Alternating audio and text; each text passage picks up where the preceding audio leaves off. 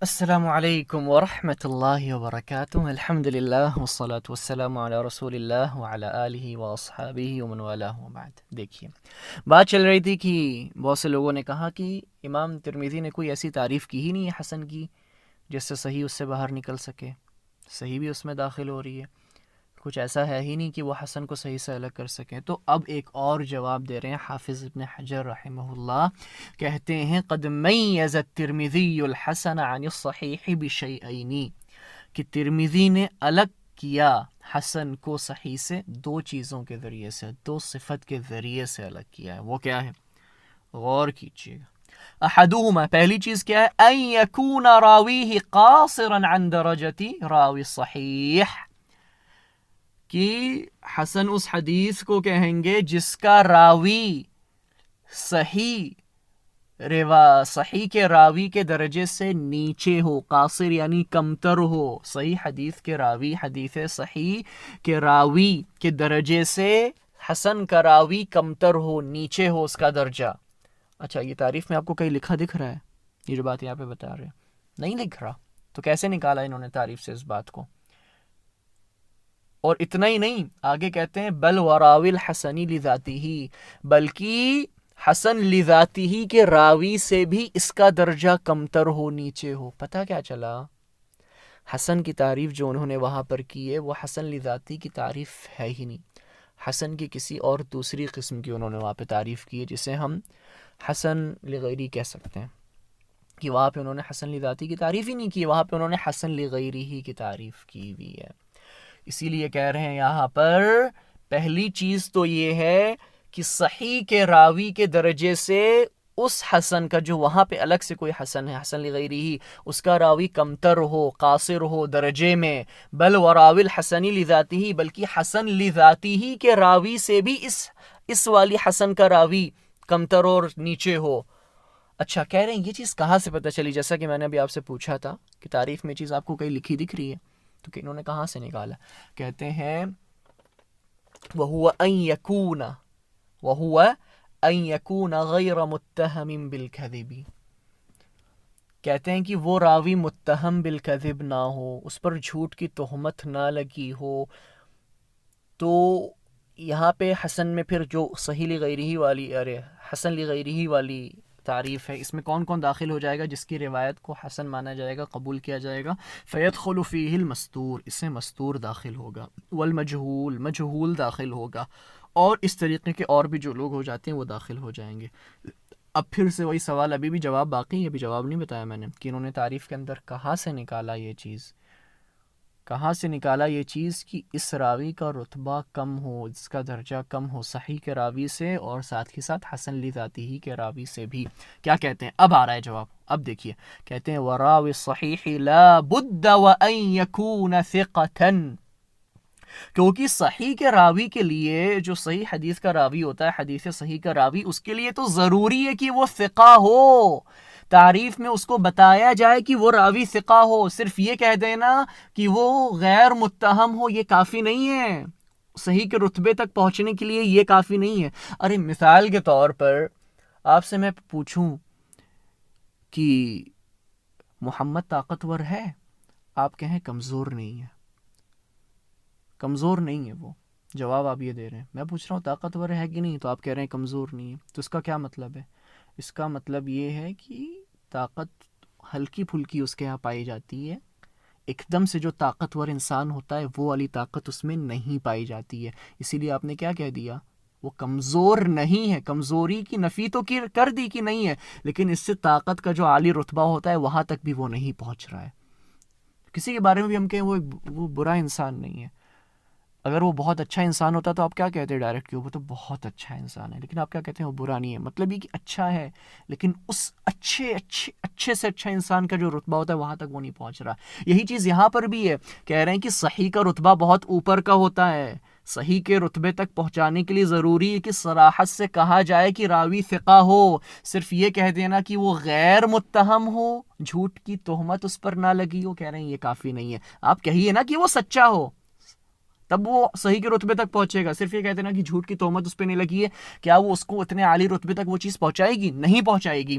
تو کہہ رہے ہیں کہ امام ترمذی نے یہاں پر غیر متہم کہہ کے یہی ثابت کیا ہے کہ ایسا راوی ہو جو صحیح کے رتبے تک نہ پہنچے, صحیح حدیث کے راوی کے رتبے تک نہیں پہنچے, اس سے اس کا رتبہ کم ہو. ٹھیک ہے, بات سمجھ میں آئی؟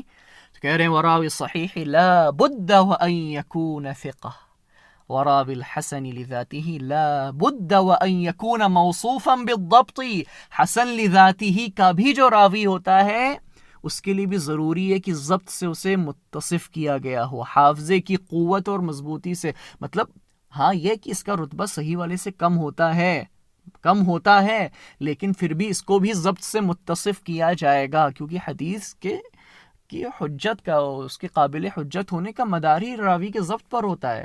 ہاں یہ الگ بات ہے کہ صحیح کا راوی بہت عالی ضبط ہوتا ہے اس کا اور حسن والے کا کم ہوتا ہے, لیکن بہرحال ضبط کا اعتبار تو ہوتا ہی ہے نا. ایسا تھوڑی نا کہ حافظہ سرے سے ہے ہی نہیں. وہی کہہ رہے ہیں کہ موصوف کرنا اس کو ضبط سے یہ ضروری ہے.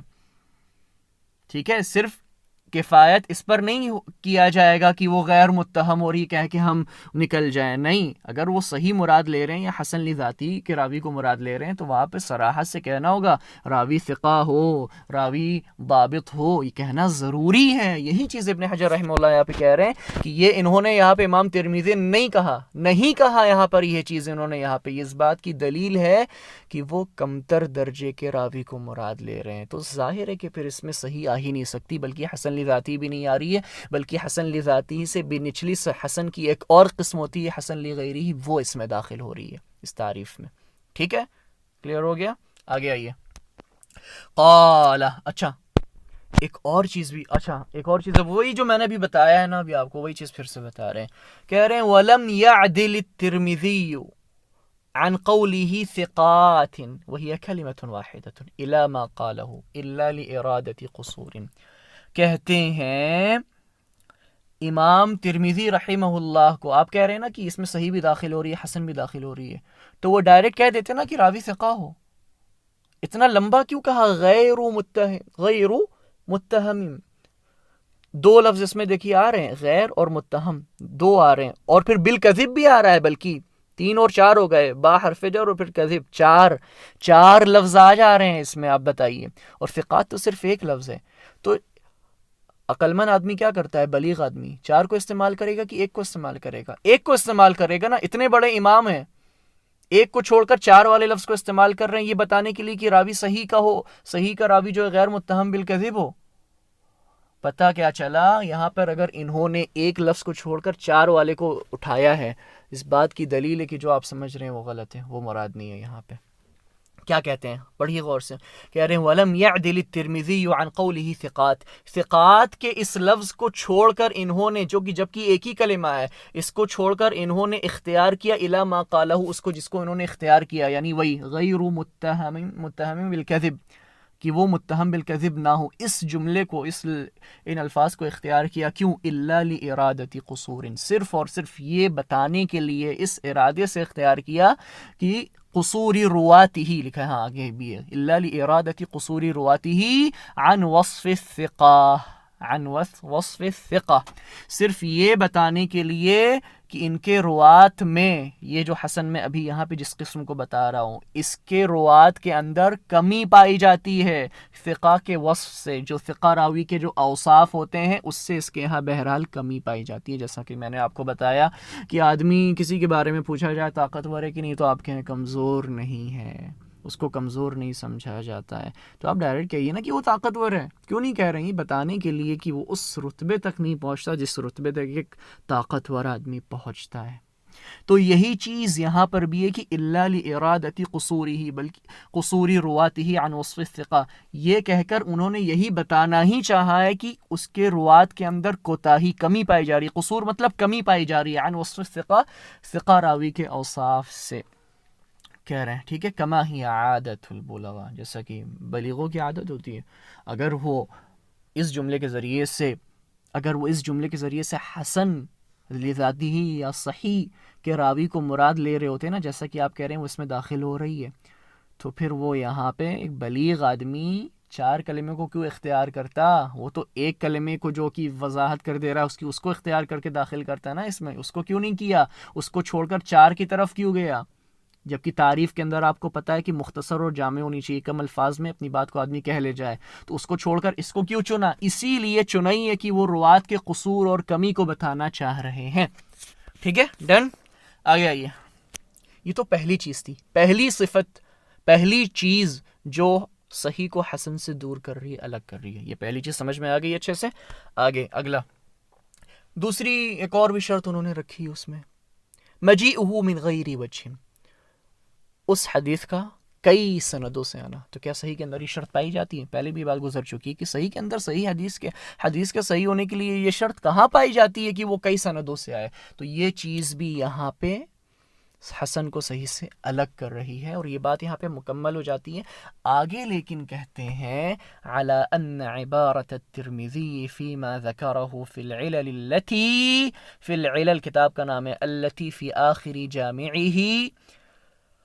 کہتے ہیں لیکن وہی بات پیچھے جو آ چکی ہے لیکن پھر سے بتانا پڑ رہا ہے کہ امام ترمذی نے جو کہا ہے کہ حدیث کے حسن ہونے کے لیے ضروری کئی سند سے آئے، لیکن ترمذی میں خود وہ کہتے ہیں کہ جس حدیث کو بھی میں نے حسن کہا ہے، جس حدیث کو بھی میں نے حسن کہا ہے، اس سے مراد اس حدیث کا حسن ہونا ہی مراد ہے، اس کی سند کا حسن ہونا مراد ہے. اس کی ایک سند کا اعتبار کرتے ہوئے ہم اس کو حسن کہہ رہے ہیں، کئی سندوں کا اعتبار کرتے ہوئے حسن نہیں کہہ رہے ہیں. تو ترمذی کے اندر جب وہ ایک ہی سند کو دیکھ کر اس کو حسن کہہ دے رہے ہیں، تو اور یہاں پہ کہہ رہے ہیں کہ کئی سندوں سے جب وہ آئے گی تو اس کو حسن کہیں گے، تو کہہ رہے ہیں کہ یہ بات میں ٹکراؤ پایا جا رہا ہے. اور میں نے اس کا جواب بھی آپ کو بتا دیا تھا کہ یہاں پہ جو حسن کی تعریف کی ہے وہ حسن لغیرہ کی تعریف کی ہے، اور ترمذی میں جس کو حسن کہا ہے وہ حسن لذاتہ ہی کو کہا ہے. دیکھیے کہتے ہیں علا، ہاں یہ اعتراض ضرور واقع ہو رہا ہے، اس کا یہ مطلب ہوگا کہ یہ ایک ٹکراؤ کی بات ضرور آ رہی ہے، ترمذی کی عبارت کا ٹکراؤ ہو رہا ہے، مطلب ان سے ٹکراؤ ہو رہا ہے. کیا؟ وہ بات جو انہوں نے ذکر کی ہے اپنی کتاب العلل میں، جو کہ جامع ترمذی کے ایک دم آخر میں ہے، الگ سے اس کو ملا دیا گیا. کیا ہے وہ؟ انہوں نے کیا کہا ہے اس میں؟ وَمَا ذَكَرْنَا فِي هَذَا الْكِتَابِ حَدِيث. ہاں کہیں پر بھی، ہاں یہ لکھا ہے کہ کہیں پر بھی ہم نے اس کتاب کے اندر کہا ہے کہ یہ حدیث حسن، یہ حدیث حسن ہے. کہہ رہے ہیں فَإِنَّمَا أَرَدْنَا بِهِ حُسْنَ إِسْنَادِهِ، تو وہاں پر ہم نے مراد لیا ہے، ہماری مراد یہ ہے کہ اس کی سند حسن ہے. تو ایک ہی سند کا اعتبار کرتے ہوئے تو حدیث کو حسن قرار دیا. کہاں یہاں پر کئی سندوں کو دیکھا کہ اور سندیں بھی اس کی آ رہی ہیں کہ نہیں، صرف اسی سند کا اعتبار کرتے ہوئے تو حسن کا حکم لگا دیا. الی آخری کلامی، اور آگے اور بھی بہت سی باتیں کہیں. تو کہنا یہ چاہ رہے ہیں کہ یہ مجیئہ من غیر وجہ اور اس والی بات میں ٹکراؤ ہو رہا ہے کہ نہیں. تو اس کا جواب یہاں پہ لکھا نہیں ہے، لیکن میں نے آپ کو بتا دیا کہ تعریف جو پیچھے گزری ہے وہ حسن لغیرہ کی تعریف ہے، جس کے لیے کئی سندوں کا آنا ضروری ہوتا ہے، کیونکہ اوپر بات آئی کہ راوی اس کے مستور ہوتے ہیں، کسی نے ان کی تعدیل نہیں کی ہوتی ہے، تو اس لیے کئی سندوں سے آنا ضروری ہے ان کے حدیث کے قابل حجت ہونے کے لیے. اور یہاں اپنی کتاب کے اندر وہ حسن لذاتہ ہی کو مراد لیتے ہیں. لیکن اس کا ایک اور جواب بھی دیا گیا جو نیچے آ رہا ہے، اس کو بھی دیکھ لیجئے. قال ابن سید الناس، ابن سید الناس نے کہا ہے، ایک جو کہہ رہے ہیں کہ اگر کوئی جواب دے، فلو قال قائل، اوپر جو اعتراض واقع ہو رہا ہے کہ ایک جگہ پر کہہ رہے ہیں کہ کئی سندوں سے آنا ضروری ہے، ایک جگہ پہ کتاب میں خود کہہ رہے ہیں کہ ایک ہی سند کا اعتبار کرتے ہوئے حسن کہہ رہے ہیں، تو کہہ رہے ہیں اعتراض کہہ رہے ہیں. لیکن اس کا اگر کوئی جواب دے فلو قال قائل، اگر کہنے والا کہے، جواب دے، ان هذا انما اصطلح علیہ فی کتابہ، یہ اصطلاح انہوں نے صرف اپنی کتاب کے لیے قائم رکھی ہے، صرف اپنی کتاب میں سے اصطلاح کو قائم کیا ہے. وَلَمْ يَقُلْ اصطلاحا عَامًا لَكَانَ لَهُ ذَلِكَ، وَلَمْ يصطلح اصطلاحا عَامًا، یہاں پر نا ایک کوما ہونا چاہیے، یہاں پہ بات مکمل ہو جاتی ہے کہ یہ ان کی عام اصطلاح نہیں ہے. عام اصطلاح تو حسن کی ان کی یہی ہے کہ حدیث کے حسن ہونے کے لیے ضروری کہ وہ کئی سندوں سے ہو، لیکن اپنی کتاب میں حدیث کے حسن ہونے کے لیے ایک الگ اصطلاح ہے کہ وہ ایک ہی سند کا اعتبار کرتے ہوئے حدیث کو حسن کہہ دیتے ہیں، کیونکہ اس کے روات عالی درجے کے ہوتے ہیں، ان کا رتبہ بہرحال بلند ہوتا ہے عام روات سے. کتاب کے باہر اور جو روات آ رہے ہیں ان سے ان کا رتبہ کتاب میں آنے والے روات کا بلند ہوتا ہے، بھلے صحیح تک نہیں پہنچ رہے ہوتے ہیں لیکن بہرحال بلند ہوتا ہے اس کتاب کے اندر جن راویوں کو انہوں نے لایا ہے. تو اسی لیے وہ چونکہ بلند ہوتا ہے تو ایک ہی سند کا اعتبار کرتے ہوئے حسن کا حکم لگا دیتے ہیں. لیکن عام حالات میں کتاب سے باہر جو روات ہیں کسی دوسری کتابوں کے اندر، تو ان کی حدیث کو حسن ہم تبھی مانیں گے جب ان کی دوسری سندوں سے تائید ہو رہی ہوگی. تو یہ بات اس عبارت میں انہوں نے کہی ہے کہ یہ ان کی جو اصطلاح ہے ایک سند کو سامنے رکھ کر حدیث کو حسن کہنے کی، یہ صرف ان کی کتاب کی خاص اصطلاح ہے، عام حالات میں یہ اصطلاح ان کی نہیں ہے. اسی کو کہتے ہیں اگر کوئی یہ جواب دے دے لکان لہو ذالک، ابن سید الناس کہہ رہے ہیں کہ یہ بات اس کی صحیح ہوگی، لکان لہو ذالک، اس کو یہ حق حاصل ہے کہ وہ یہ جواب دے دے. اچھا آگے آئیے. آگے کہتے ہیں وقول ابن کثیر، اب ابن کثیر نے کہا ہے هذا الذي روی عن الترمذی فی ای کتاب قالہ، یہ بات جو ترمذی سے نقل کی جا رہی ہے یہ کس کتاب میں انہوں نے کہا ہے، یعنی کس کتاب میں انہوں نے لکھا ہے کہ جس حدیث کو ہم حسن کہتے ہیں اس سے مراد اس کی سند کا حسن ہونا ہے. یہ انہوں نے یہ بات کہاں پر کہی ہے؟